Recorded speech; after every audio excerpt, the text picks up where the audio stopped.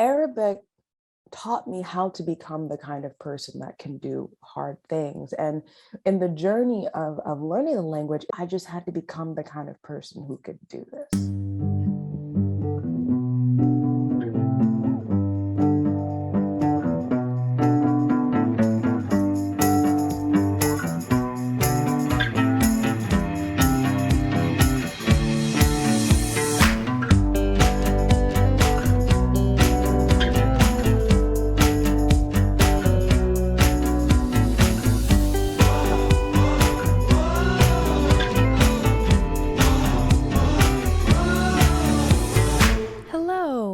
Good morning, good afternoon, good evening, good night, whenever you are, wherever you are. I hope you are well, and welcome to the Uncovery podcast, the episode for this week.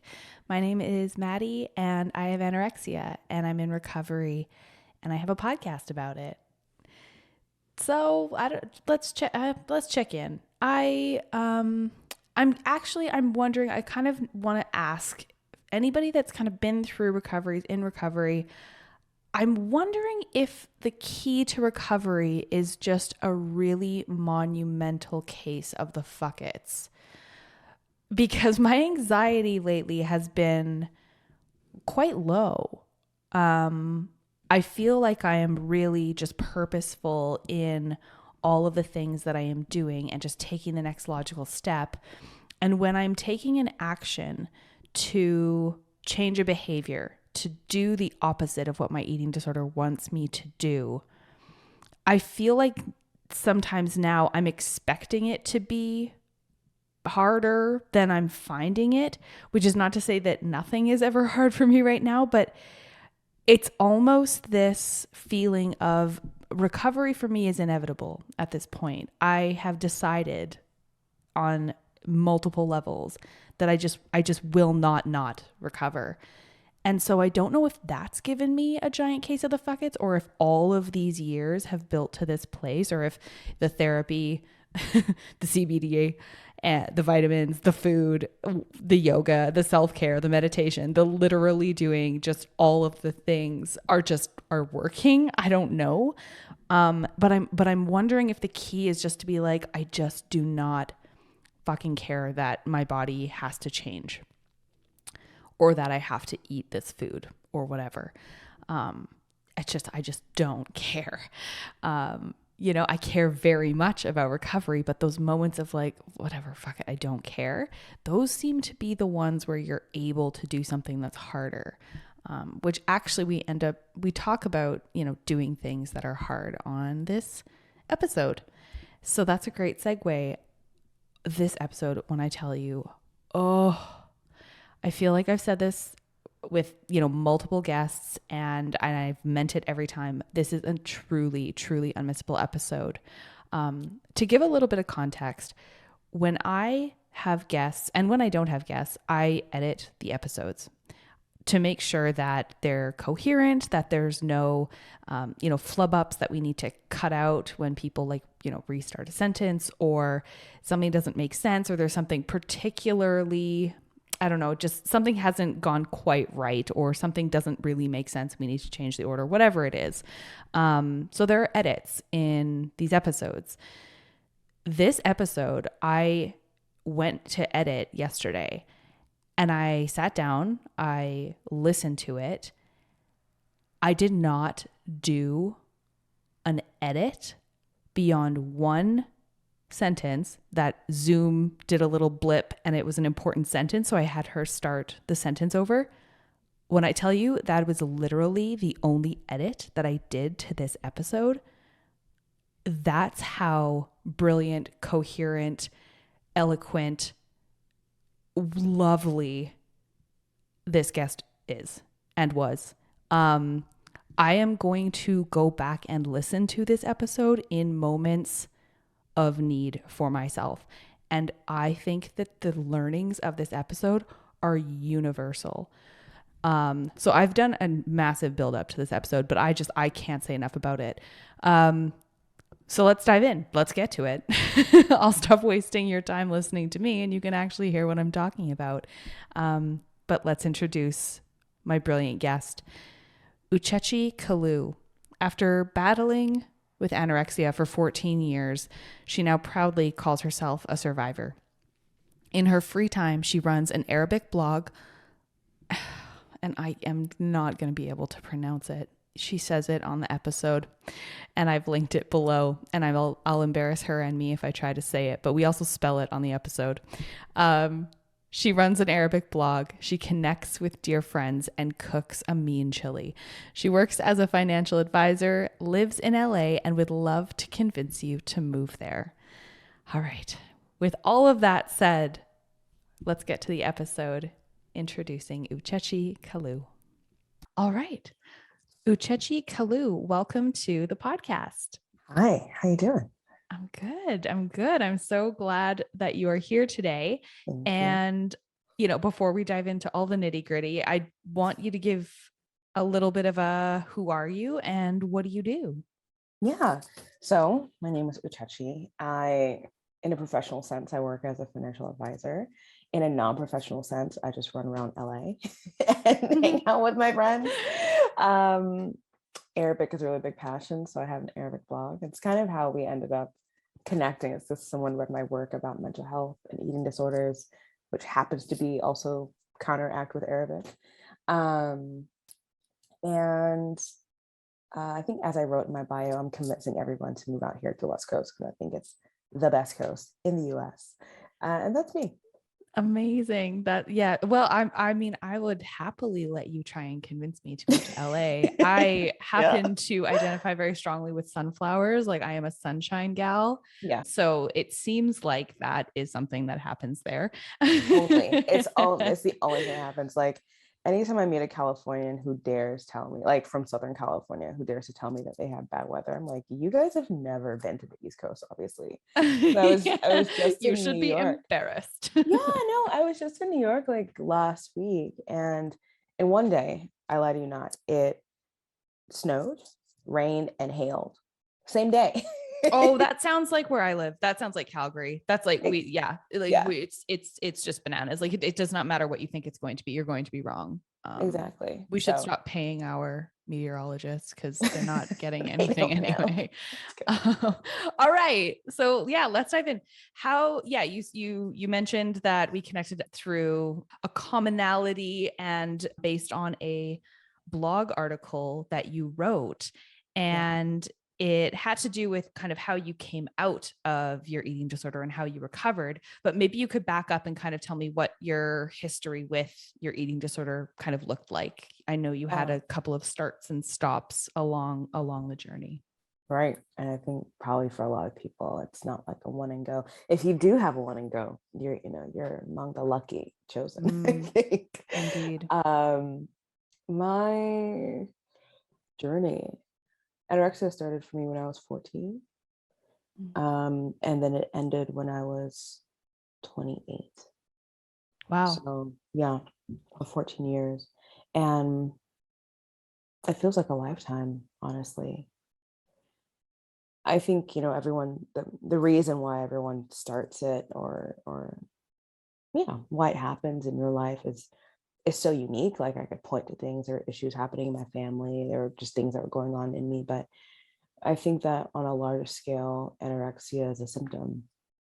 And I didn't understand that until very recently, like in the past 2 years, when I actually recovered. And I feel like I could say I fully recovered, and I don't see myself ever going there again. Like, it just has no value in my life in the way that it did before.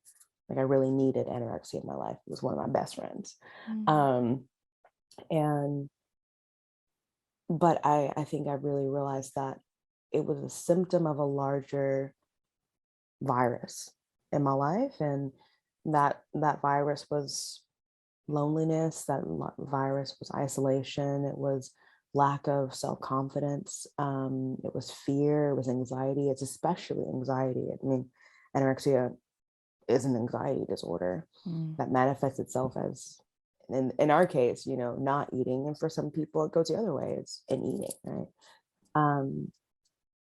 And so that's where it started. It started when I was 14, and I felt that I would never get over it. I thought I thought I would live and die with this. And that was a really scary thing, to not even know and believe that there was an other side. But at 28, I can say that's really not me anymore. And it's marvelous and miraculous, because if you had told me, it's not actually not been 2 years, it's been 1 year. If you had told me 1 year ago that I would be here, I would just laugh at you, because I'm like, how are you going to tell me? Yeah. I've been doing this like more, like at this point, about half of my life, or more than half of my life. Right. So, Yeah. I wonder, this is a question I have, because I've been, I mean, we're at kind of over a decade for me, and yeah. you know, I'm in recovery, like super in it actively. And I agree with you. I believe that this will be my last go at this, that this will be like, I will be done, that the use of this, the utility of the eating disorder just is absolutely not there anymore, in a way that even if a year ago, exactly the same, if someone had told me that I would feel that way, I'd be like, yeah, I probably still want to keep it. But when I think about the sort of, I want to call it like longer term, and I know that people sometimes have like decades and decades and decades of this, and maybe they never actually recover.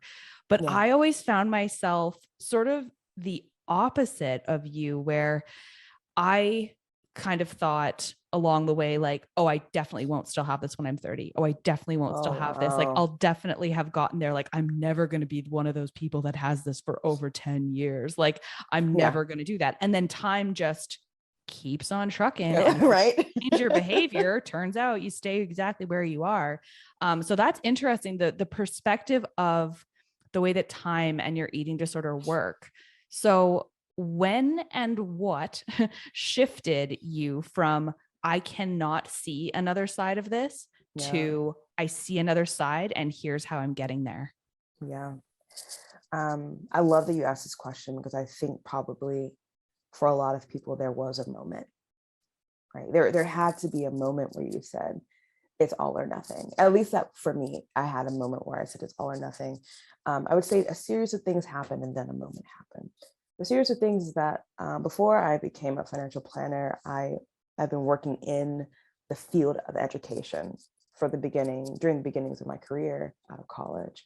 And sometimes it was business facing, sometimes it was student facing. But I love working with young people. And so a job that I've had for a long time that's never been full time, it's just like, I just do it because I love it. Is that I work with students around the world to help them create social entrepreneurship projects in their own communities. And at a certain period of time during the pandemic, I got 2 or 3 students back to back who all had eating disorders. And I had never really looked at it up close in this way, because when you're with these students, you're with them for like 90 minutes a week. You really get to know them. You become their confidant and like their mentor and their friend and all this stuff. And as I saw them suffering, they began to exhibit behaviors that I recognized when I was their age. They would kind of tell me like bits and pieces of what was going on in their head. And I remember wanting to tell other people like this kind of cry for help of like, something's going on and it won't stop. And I remembered, God, I was saying those things and no one listened. They didn't hear it. I mean, they heard it, but they didn't it didn't sink into them how serious it was. I remember when I was a kid and I started losing a lot of weight, and my parents were like, oh, well, you're very athletic. Looking really, Shucks, aren't you fit? Right? Yeah, no, exactly. You're looking really fit these days, or, oh, good for you, not eating so much. Why not? And so I saw so many of the habit patterns and heard the responses of my students' parents to them. And as I looked at them, they were 14 or they were 15. And I thought, you're gonna be me in 10 years. This was me, and you're gonna be me if something doesn't happen. And so, I started to interact with the students and their families to help them take it a bit more seriously. And for one student, it didn't work out as much with the family. And for another student, it changed everything. And so it was in this of seeing myself as a part of a larger story, just the story of people who are in this thing called time and are dealing with this thing called anorexia, that I thought, maybe if someone had intervened early on, I wouldn't be where I am right now. Like maybe if there had been a me in my life at that time. You needed a you from the future in your past. Exactly. Like, it's Yeah. some like, back to the future type thing. Right. I'd never considered that. I'd never considered that. So having been that person in the lives of these young women, I thought, I am worth it. I need someone in my life. I can't do this alone. And so it was the very end of 2020 or the very beginning of 2021. It feels like on the cusp somewhere. Time is a construct in the Yeah. pandemic anyway. It's like, Right? well, I don't know. Was it yesterday? Was it 3 years ago? We're not sure. Yeah. And I was in my apartment, and I used to suffer from crazy, I wouldn't say insomnia because I can sleep pretty well, but getting to sleep was always terrible, and my mind was always racing, and my heart was always pumping, just all the anxiety that comes after you don't eat for 15 years. And I felt like I was going crazy. I just felt like I was falling apart. And I stood up and I prayed, and I'm not that religious in a kind of go to church every week kind of sense, but I prayed and I cried, and I just cried out to God, and I said, I'm going to do anything. I'm willing to do anything. I'm willing to change my life in every single way. I'm willing to let everything go. I'm willing to gain all the weight finally. Like I'm willing to do anything to move on. And I think a part of it is God. I think a part of it is just finally in that moment of seeing myself so low that I was able to hope for something better. And because I was learning Arabic at the same time, which is one of the hardest things I had ever done and have ever done, to learn a language to fluency, I knew that there was something inside me that could go from broken, crying, on the corner of my bed to actually feeling some kind of relief and resolution. So that was the moment, I would say. Wow. Working with the students beforehand kind of primed me for it. And definitely taking myself through the journey of learning Arabic to fluency really, really gave me the confidence that there was more inside of me than I had ever given myself credit for. Wow. That's that. I mean, incredible. And that the salience of that moment, because I think people kind of fall into two camps when they decide or don't to recover, is that sometimes it's, no, it was just a build. And then I just sort of got along and just did recovery. Yeah. And some people are like, I remember the moment. And yours is so powerful. Now let's talk about Arabic, because this brilliant article that you wrote about why learning Arabic was the best decision I've ever made for my mental health. Yes. And how you see the parallels between that journey, how it paralleled with your journey through recovery to be learning a language. Tell me about that, because this is, I have never seen anything like this as like an approach or an analogy to recovery. Like, it blew my mind. So please talk to me about that. Yes, I will. And the first thing I want to say is that this is the first time I've ever spoken publicly about anorexia. I'm very open with it, like with my friends and my family and that kind of thing. But the article, the podcast is the second time. The article. I'm so honored. Yeah, no, seriously. Which also for me is like, I'm like, wow, I know that so much of myself is still over it, because I'm like, whatever, anorexia, a little bitch. She can go away. I'm over it. So I'm going to talk about it, because it's like not a part of my life. It's like a bad ex. Like, we don't talk about her. Like, okay, fine. But actually writing the article, which I wrote, I think at the beginning of January, probably about exactly 2 months from, the moment that we're speaking right now. It was really another breakthrough for me, because I think that there's a point when, you start to actually articulate what's really going on. And it's something freeing about it.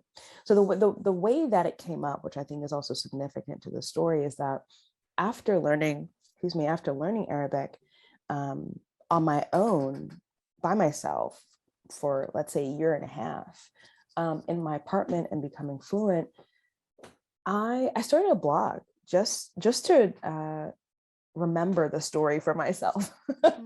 Let's say I wanted to be 80 and look back and say I did something for myself for fun. It's, like a time capsule. And I started posting about it, and the blog just exploded, and it gets thousands of views every month. And I think it is mainly due to how I write and how I articulate things. It's not like a blog or a site where you're just learning, like, here's the ABCs. I tell stories around Arabic, and I think that's why people can relate to it. And so in that, a lot of people started asking me, how did you do what you did? Can you explain it? And so I made a guidebook where I wrote, this is like, if you want to learn Arabic in a year and a half, you can just do exactly this. Wow. Like, it's very simple and it's not very sexy. I thought it was a whole bunch of fun. And it's been really well received in the Arabic learning community.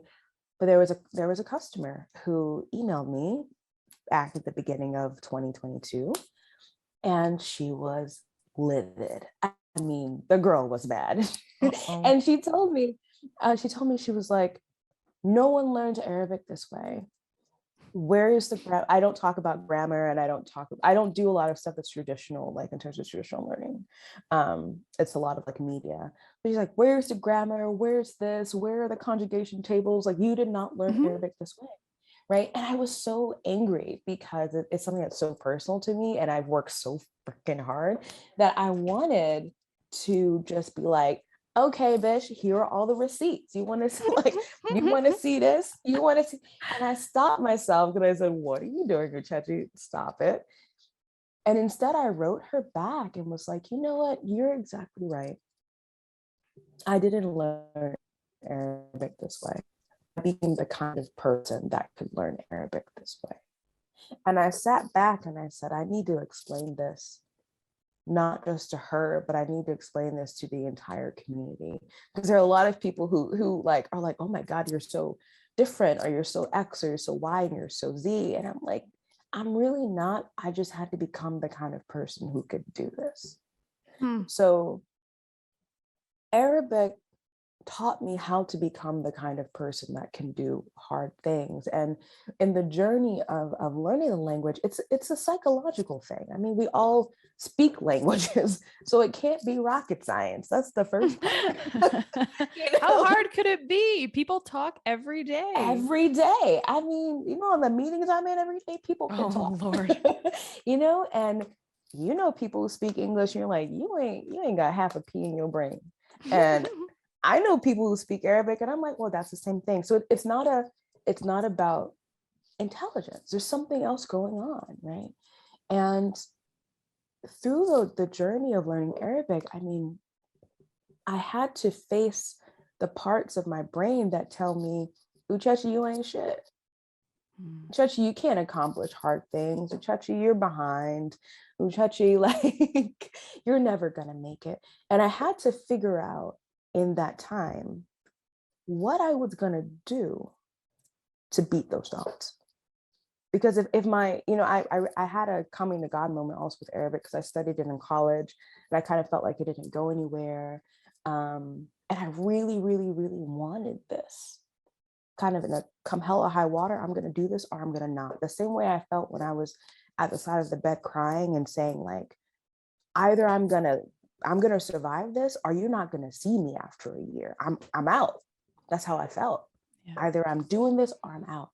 So in learning Arabic, I really had this similar mentality. Either I'm gonna become fluent or I'm never gonna think of this again. I'm just gonna feel bad about it. And I learned to deeply start with inspiration. I would listen to things on repeat. Like, I would wake up in the morning, I wouldn't even think about what I was going to do. I would turn on the TV. I already had videos that would show up. And I was like, you're just going to tell me how to feel good about myself, because I don't know how to do that. That's not my habit pattern. That was one part. I immersed in inspiration. The same way I was immersing in Arabic, I had to immerse in inspiration to encourage me to do something more with my life. And the more I immersed in inspiration, it was like my brain changed, my mind changed.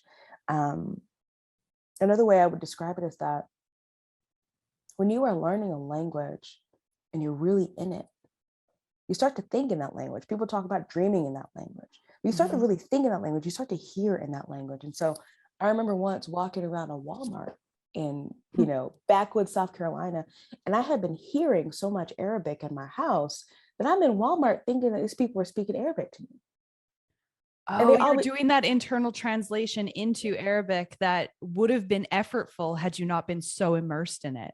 it's not even internal translation.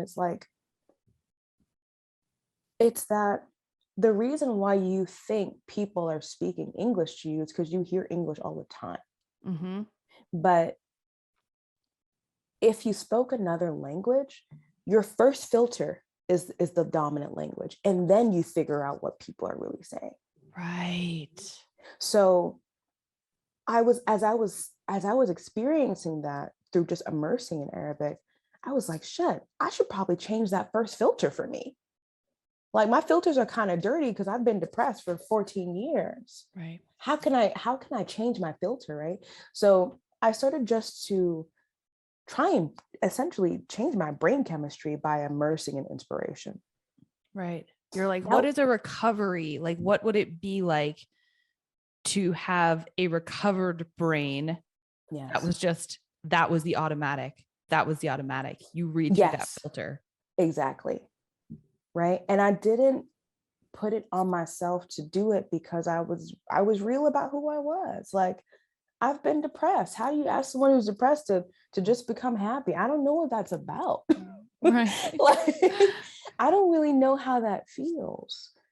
Someone else has to fill that cup for me. So that was a huge part of it. A huge part of it. I wish I did it more. Now I have a roommate, so I feel a little bit bad about blasting stuff all the time. But it seriously rewired my brain. I took it very seriously. I think another thing I realized is, when you're learning a language and you want to become fluent, you can't be dogmatic with it. You can't beat yourself up. Like, I was really in the past motivated by like fear and anxiety. That's how I motivate myself. Like, Mm-hmm. okay, like you want to be something little, Mm-hmm. kind of thing. And no one wants to be a punching bag. And especially like, we don't want to be a punching bag to ourselves. And I think that's a lot of how like, motivation in our culture goes. And so instead, I learned that you got to really enjoy yourself. You got to play. Mm-hmm. um, and in anorexia, I felt I didn't want to play, especially over the years. I got more and more and more numb. And I forced myself to take chances. I forced myself to try new things. I forced myself to go out with friends and go hiking and go picnicking and just shit that like I did not have the emotional fortitude to do. But I knew that if I was going to be on this journey, I had to enjoy my life. Mm-hmm. And that I just wasn't doing that. So it's like things like that, I think, just kind of the things I learned through the Arabic immersion process just translated over to anorexia. But the biggest thing was that, I'd been trying to learn Arabic to fluency for, let's say 7 years or something, on and off, on and off, on and off. And finally, when I sat and did it, this was the biggest thing. I realized why was I able to achieve it was because I had a method and I had a plan. I had a method and I had a plan. And with anorexia, I was going to need a method and a plan, and I was going to need to stick to it. I was not wishy-washy. I was looking at my finances like for the past year versus my income. And I was like, why did I not invest more money? Oh, because I spent all my money on therapy. Therapy and food. Yeah. Like, I spent all my, shit. I was saving so much money because I wasn't eating no food. I was like, damn girl. People do not understand this. I don't think people realize that like it's expensive to recover. Like, Oh, that part. It is, I mean, I said, look, I'm getting that plan from my nutritionist. from my therapist, from my other therapists, from whatever. I had a plan and I stuck to it, and I knew that if I followed it, something would happen. Because 1 month, 2 months, 3 months into Arabic immersion, maybe 1 month, you don't really feel anything. Right. You actually feel like you're not doing anything. And I saw myself go from I'm watching TV shows and I don't know what anybody is saying to I'm watching TV shows with no subtitles and like you can't tell me nothing. Right? Yeah. So I'm like, if I'm seeing that kind of progress in my brain for something that is so foreign to me, it will happen with recovery if I get this plan and if I stick to it. And it's not going to feel like an upward slope. Right. Actually, some days it's not going to feel like anything. And most days I'm going to feel like I am in the trash. Right. Yep. But I know that over time, one day, I'm going to be watching the show without subtitles because I've done it before. Yes. It's if you just do the next thing, you just do the next thing. And this has a lot to do for me right now with faith in that. And like you said, I'm not like a traditional religious person. I'm more like, I would say spiritual, but anyway, yeah, it's a faith that if you just keep going, change will happen. If you just keep going, and each day does not feel different, but then you look back and you're even a month ago, even 2 months ago, I'm like, wow, how did she exist that way? And I'm like, I haven't felt over time like I've been changing enough, or you know what I mean? Like I'm not doing enough, I'm not working hard enough, I'm not getting there fast enough. And then you look back a few months and you're like, she couldn't do what I did today.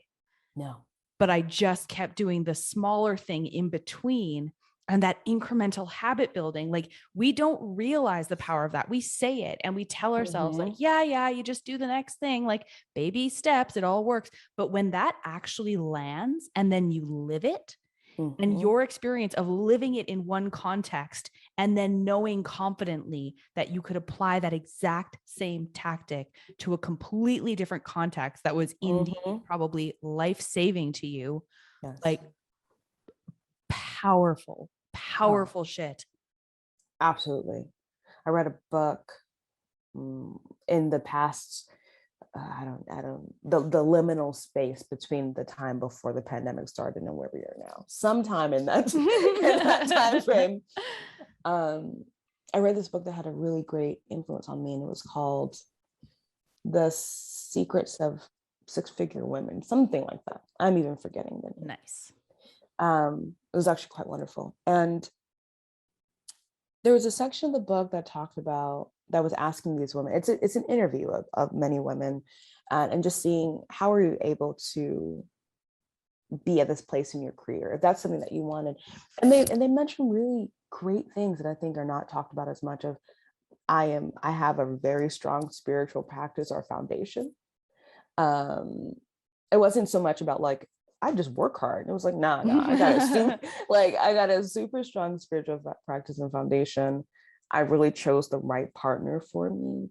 But something else that they mentioned, I really incorporated it during my anorexia recovery journey, was that they were like, anytime I have something to do that I'm not sure if I can do it, I do something else that is really tough to show me what I'm capable of. So it's like, I joined a pottery class. I've never done that. Or I start training for a marathon, or I take up capoeira, or whatever, just so I can see my strength, period, not strengths.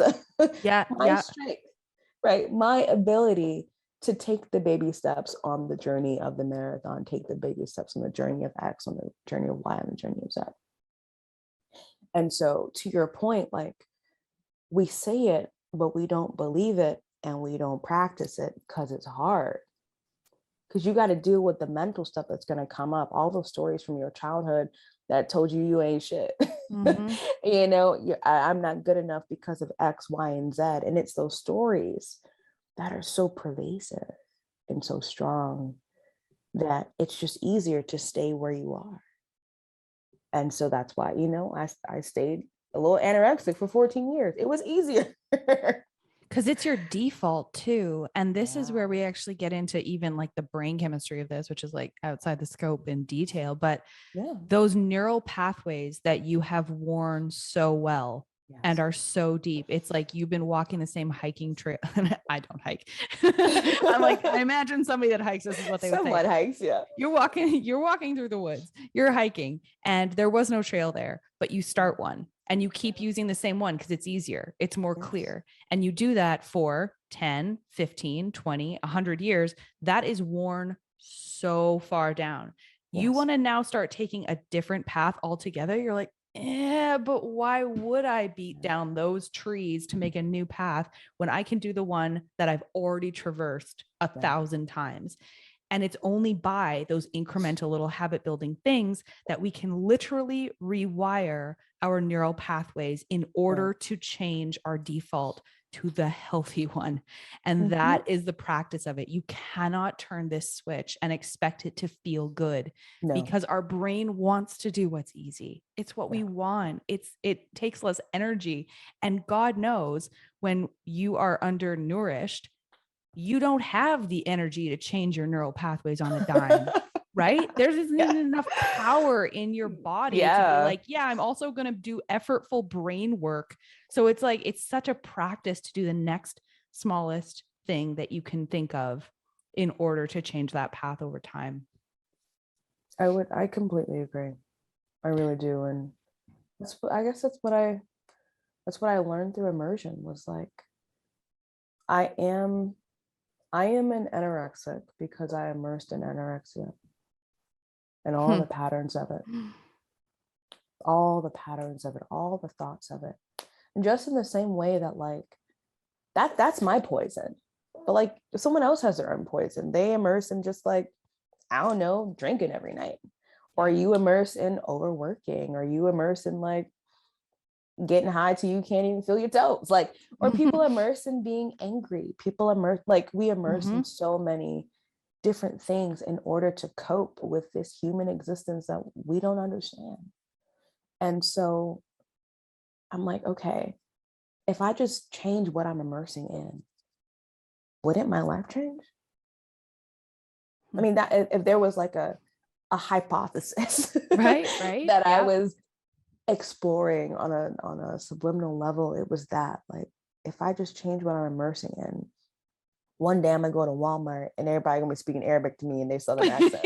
Like that's just gonna happen. Yeah. So I hope that it would give someone hope that things can change. It's going to feel terrible. I mean, I can go into that. I think I talked about that in the article of how bad I physically felt. It was scary. I was like, am I gonna die? What is this? But actually, in a weird way, I think what a lot of anorexics suffer from, I know I suffer from, it's just a feeling of numbness. You're so emotionally numb. Your body is just barely keeping itself alive. And so that those first months of recovery, years of recovery, I don't know, however long it takes people, I think it's the body waking up to itself. It's you just starting to feel everything that was there, but you couldn't. And it hurts to look at your life. It hurts to be like, damn, my best friend was the one person who was trying to kill me. You know, it hurts to be like, I wasted time. I wasted things. I could have been dead. I was depressed. I was full of anxiety. And I did it to myself. All of that, I mean, it hurts. But there is a chance to move on, I think, when we immerse differently, when we let it go. Yeah. That numbness and the coming out of the numbness is actually something that I have feared very greatly, because I know that things will come back online, that the deeper feelings and the stronger emotions and that valence of intensity of feeling, I know that comes back because I've gained weight and gone through sort of this at another period, and I remember it. And I know too much now for that to not happen.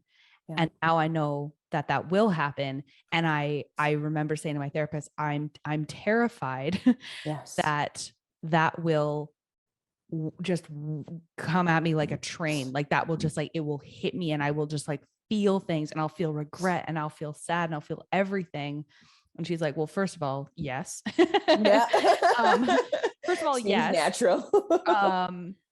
But also you will be so glad to be recovered that you will cease to give a shit about that wasted time at some point, right? Oh, yeah. It will matter less to you that happened because you will be finding joy in the life that you have. Yeah.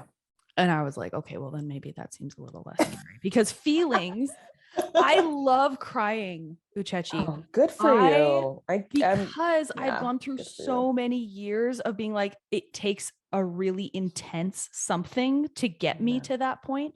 But Yeah. now when I cry, I'm like, this is so good. This is great. I am I love really it. enjoying this.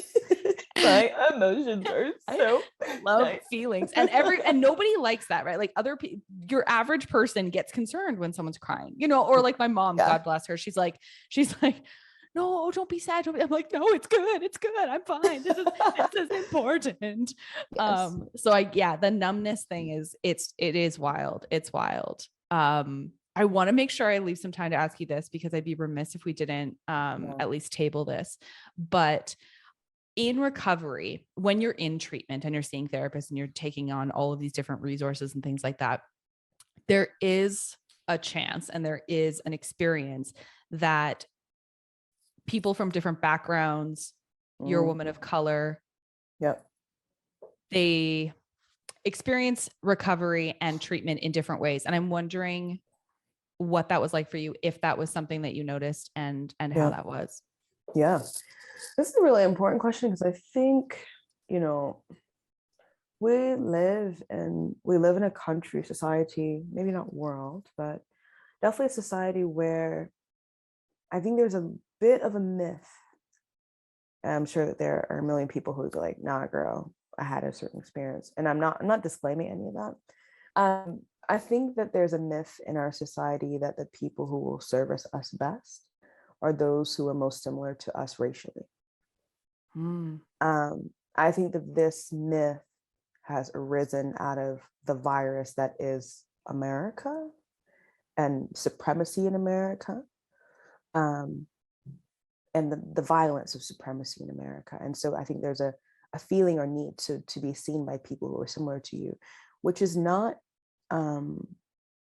there's nothing wrong with it.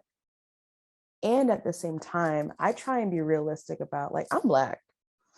And even more so, I sometimes I call like new American Black, like new immigrant Black, like my family came in the 70s. So if I look at statistically the number of therapists who are Black and who focus on eating disorder recovery, it's so slim. And if I even wanted to go further and look for like Nigerian American, blah, blah, like it's so slim. And so I never want someone to be discouraged from seeking help because they can't find someone who looks like them. The very first therapist I had, I'm from the South and I used to live in the South before I lived in LA. And I went into therapy not for eating disorder I can't even say it right. Eating disorder recovery. I didn't go into that. I went in because I was having a breakup and I was like, I should probably be with better partners. What's going on? Right. And I remember, and I'm like a very like pretty open person, bubbly energy, whatever. It's just more my personality. And I remember going in to therapy. I never called this to her face, but to all my friends, because her name was Gina, and I would call her White Gina. I'd be like, yeah, I gotta go see White Gina. And so I'd go into therapy and there was a wall. And I told her from the beginning, I was like, look, this is really different for me. I don't usually sit and tell white people all my shit. And I don't necessarily trust you. And that's just a part of the bigger game that we're living in. But I know that I probably got to check myself about that because you literally didn't even ask for me to be here. Like I'm the Right. one. Yeah. White Gina's like you called me. Exactly. Exactly. I'm like, a friend referred me, I called you, I'm sitting here. So either I want to open myself up enough to do work, or I don't, or I'm not ready. And I did realize that there were certain things that white Gina, like, I had to kind of explain to her and get her to understand. And I didn't really want to do that.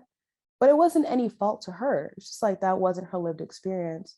But she was great. And it was actually Gina who, let me start calling her white Gina, she might be listening. It was actually Gina who I called upon later and asked, do you know anyone who can help me with anorexia recovery? And she recommended an amazing therapist called Beth. I never called her White Beth. I don't know why, but like It stopped called, mattering so much. Maybe the second yeah, therapist, you're like, yeah. this no longer matters. This honestly no longer matters. And Beth, I mean, she didn't take insurance, so she did transition me really quickly, but that was a part of the plan. Again, sticking Right. to a plan. It was part of a plan. When I tell you, in like, I don't know, the 4 or 5 sessions that I had with Beth are still some of the most important therapy sessions I've had in my life. Wow. And then from there, transitioned to another woman called Anna, who I did EMDR with.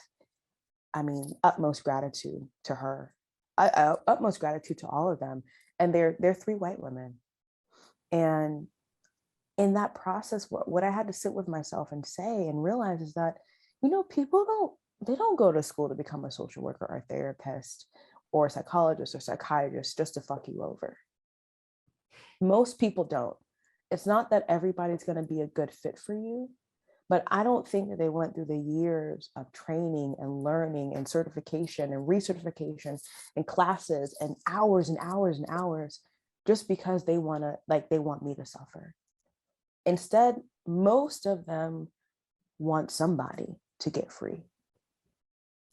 And I really had to start from that foundation. And when I did, I took what they were giving. And I didn't have like an inpatient facility kind of experience. When I hear people talk about those stories, and I've had friends have to do them for many different things, they across the board seem a bit sketchy and like not very well run. You get some bad. I'm Yeah. sure you get some amazing, but you do get like both ends, I think, of this. I've never either. And I've heard stories and I'm like, yeah, Yeah, probably great for some and probably like a real disaster if it's not done really well. right, exactly. And not everyone there who's working there is the trained professional. Like, it's kind of like if you go to a nursing home, like there are probably some doctors or nurses that come there, but most people who work there are just those who have a job there, right? Um, so I would say if you have the opportunity to access like an individual therapist who also has a specific focus on trauma work and can take you through processes like EMDR or other modalities that are out there, and they happen to not look like you, go for it. Like, go for it. Let your guard down. Know that the majority of them are coming from a place of training, a place of care, and a place of like real deep passion for the work that they're doing. And with that foundation internally for yourself, you'll be more likely to be able to receive what they're able to give. It doesn't mean that you're not going to change therapists. It doesn't mean that things in your life are not going to change, but they do have something to give. And what makes me sad is to think, I'm not going to try because they're not Black. I'm not going to try because they're not brown. I'm not going to try because they're not X, Y, and Z. Like, we live in a country where we are minorities. They're like, numbers wise, there are not that many of us already here. And therefore, there will be far less of us the more niche you go. But it doesn't mean that we can't find help. So I know that my message is actually probably really different from a lot of other people who are like, it's really important to find someone who you feel that understands you. And I'm like, I don't really think so. I think it's important for you to want to get help and then to take what you can and keep on trucking along until you find whatever fits. Yeah. Because there's something to be said for fit with a therapist, regardless of things like race or background of any Yeah. kind. Is that, and I say this to friends when they are looking for therapists and talking to me about it, and I'm like, I was very lucky, right? And I think you were too, where I hit it out of the damn park with both of Yeah. my therapists and fit. Like I've had Yeah. two in this entire decade, right? Like it's Yeah. like nailed it. I mean, although arguably, you know, I've had an eating disorder for the anyway, it doesn't matter. It is working. I swear to God, they're great. 100%. Everyone's so like, yeah, funny. except that you still have an eating disorder. No, I swear I recommend them highly. But there are, I will say to people, your first date will not necessarily be your forever person. Your first therapy session will not necessarily be your perfect fit. Find someone who knows that, right? Like a good therapist will know that and will identify that it's not a good fit. And then you'll find someone else. Sometimes they'll even, my first therapist, my very first session, she was like, look, if this isn't a great fit, I will find you someone and That work part, with you to that find part. someone that Yeah. will help you. And Exactly. so there are many reasons why somebody wouldn't understand your story or wouldn't be a great fit for you. But to kind of cut yourself off at the knees to say, I will not try with anybody that's XYZ. Yeah, potentially you limit your pool. And that doesn't mean that everybody's experience needs to be that. And not everybody will be willing to try that. But you're right. It does. I mean, obviously for yourself, at least it was worth trying and expanding that concept. Oh yeah. Yeah. And it's, for all the POCs out there who listening, I would just say that we are trained in our society to have our guard way up, and all for good reason. And, a big reason why so many people have mental health issues is because their guard is way up. Because when we have to live with anxiety and we have to live with fear of America and its daily injustices, then you have to feel like you have to protect yourself. And what does that do? It just puts you in like the stress cycle more and more and more. And what does that do? It leads to all the disorders that collectively we feel in this country, but I'm just speaking of POCs, that we feel because we're so under stress, because that guard is so up, because our shoulders are so tight, because we're super hyper vigilant, always looking for the next person who's trying to do something. And so the work, I think, of the best work we can do as, POCs in this country of the United States is to practice living without the guard and to know that that was given to us, but it's not really who we really are. And to know that it's killing us.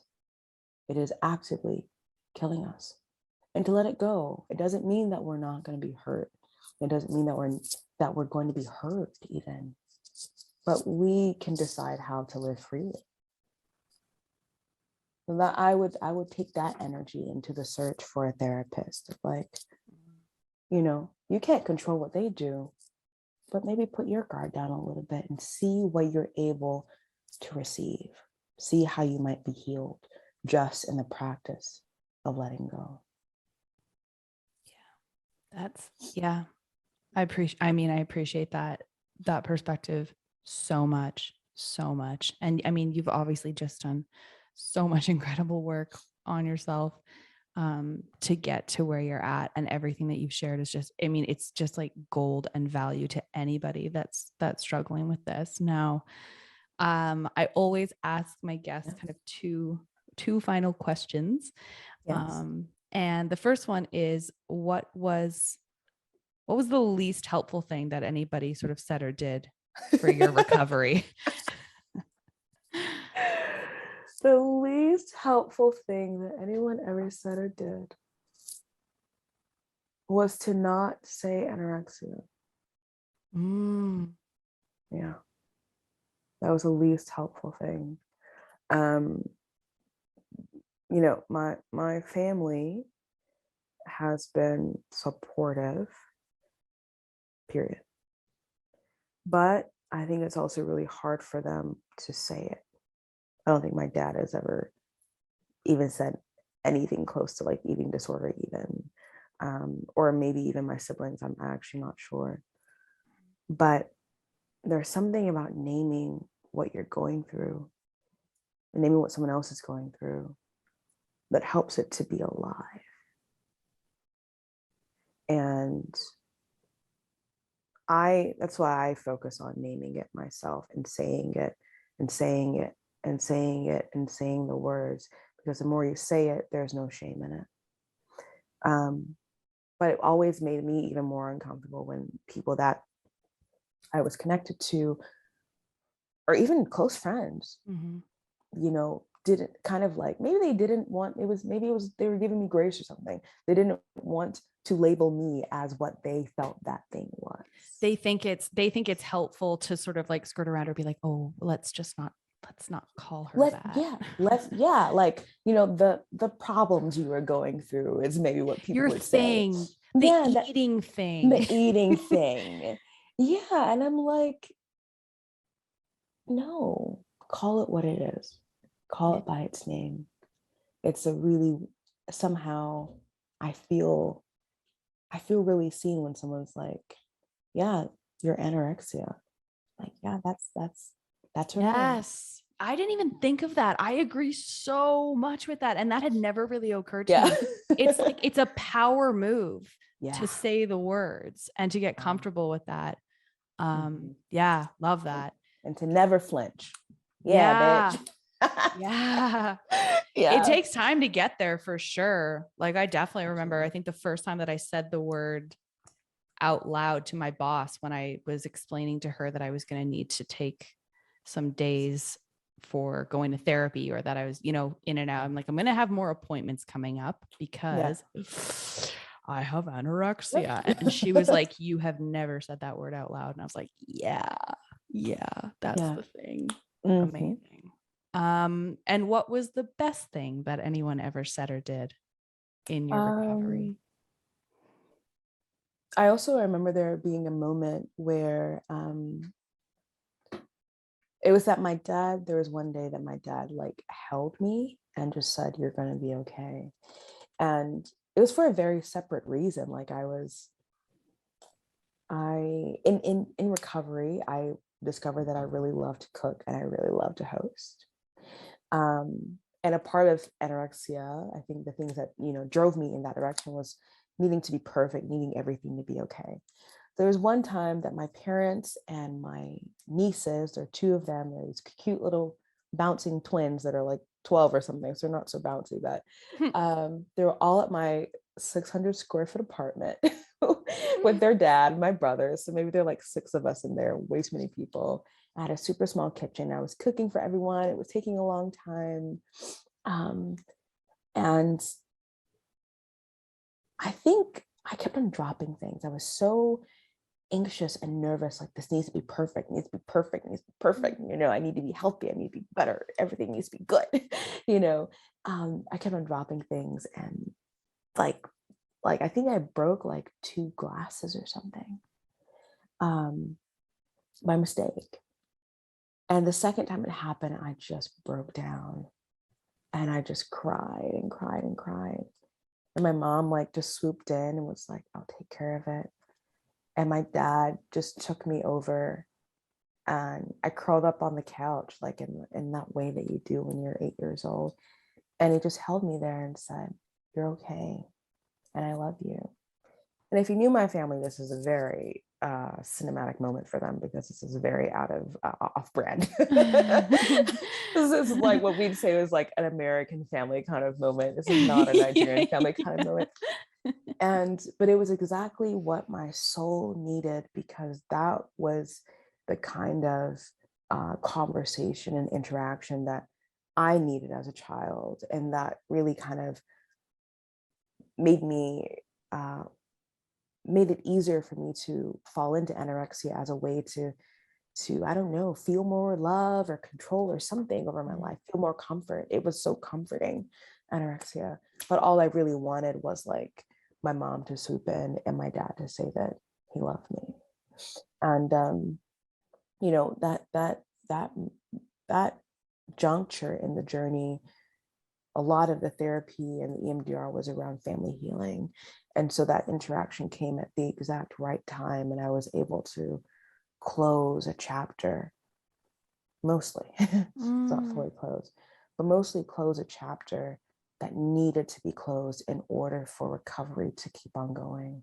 So I felt that this happened a number of times where I was trying to close a chapter and then something happened to allow that chapter to fully close. So that was the best thing. Something in my soul very deeply was healed and I needed it. Wow. Wow. And the way that you can create the scene of that and the feeling of that, and I just like what it feels like to be just told and held and said, it's going to be okay, is like, that's, and I think people sometimes just need permission to do that for you, you know? Yes. They need that vulnerability. And in your case, it happened to be like this breakdown for them to be able to swoop in, because that sort of hardened, back up, tense place that you were describing before, nobody can get in. Nobody can swoop in if you don't let them. Nobody can swoop if you won't break a little bit. So, wow. Yeah. Oh, I love that so much. It's like, how good would it feel every day to come home and have someone hold you and say, it's okay, I love you. Oh, girl. And what we can all do is be that person for someone else, and then hope that the world around us changes. But then I think you find people that are also those people. Love that so much. Exactly. Oh, okay. We like on that note, time to go. This has been just, my jaw has basically been touching my desk during this conversation. And I've just been like wildly nodding and just being like, oh my God, the wisdom. So this is a gift to anybody that has been listening to this episode. This is an absolute gift. And I'm just so grateful for you for being on this podcast, and find you very, very inspirational as well. So thank you for being here. Thank you for letting me share the story. Always, always. And we will shout it to the rooftops. By the way, speaking of, where can people find you, your blog, your work, pitch those things, and then I'll make sure to link them all. Yeah, so my website is called Marhabtain Arabic. I'll spell it for you because it's just how it's said in Arabic. It's spelled Marhabtain, Marhabtain, Arabic, Arabic.com. Where else can you find me? I don't know. I'm a professional. I'm on LinkedIn. Someone else said that too. They're like, I don't know, I'm on LinkedIn. I'm like, I love that. I love it. Go connect with people on LinkedIn. Right. Like, send me a creepy message on LinkedIn about, let's partner or whatever. Yeah, I'm on LinkedIn. But really, I think that my Arabic blog is really fun and like inspirational for all peoples, even if you don't want to learn Arabic. So you should check out Marhabtain Arabic. For sure. Perfect. All right. Thank you again so much for being here. And I can't wait to release this and have people hear it. Thank you, my friend. We'll talk to you soon. Bye. Bye.